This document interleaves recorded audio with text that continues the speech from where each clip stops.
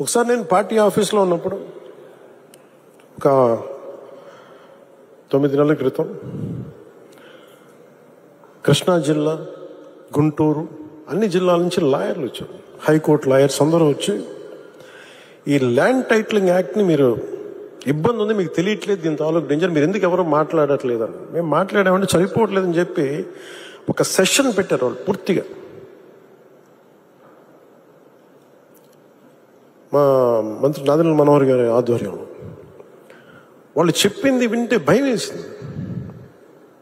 అందులో మరీ ఒకరు చెప్పింది, నా పొలంలో నీ ముఖం ఎందుకు, నా తల్లిదండ్రులు ఇచ్చిన ఆస్తి, నా తాతలు ఇచ్చిన ఆస్తిలో మీ ముఖం ఏంటి, ఇందులో మా తల్లిదండ్రుల స్వార్జితం, వాళ్ళ కష్టార్జితం, ఈ ముఖ్యమంత్రి ఫోటో ఏంటి, పొలాల్లో సరిహద్దు రాయిల్లో మీ ముఖాలేంటి, ఇది ఎటు వెళ్ళిపోతుంది, మీరు ఎవరేం చేయరా అని చెప్పి వాళ్ళు నన్ను నిలదీస్తే నేను చెప్పి నేను సాధ్యమైనంత చేస్తాను, తీసేస్తామని చెప్పాను.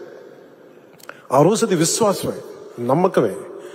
కానీ ఈ రోజున అది ఒక సత్యం, ఒక నిజం.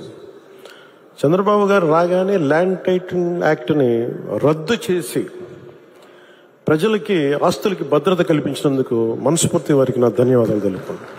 మీరు ఊహించుకోండి, నేను పిఠాపురంలో భూమి కొంటే దాంట్లో అప్పటి ప్రభుత్వం మన ఆ ముఖ్యమంత్రి గారి ఫోటో ఉంది.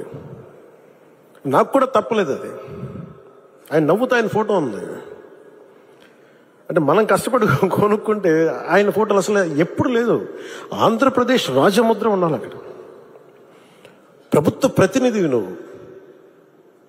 అలాంటి రాజముద్రని తీసేసి, ఆంధ్రప్రదేశ్ రాజముద్రని తీసేసి వ్యక్తి ఫోటో పెట్టుకున్నా అంటే అది ఎంత ఒక విచిత్రమైన ఆలోచన విధానం అది.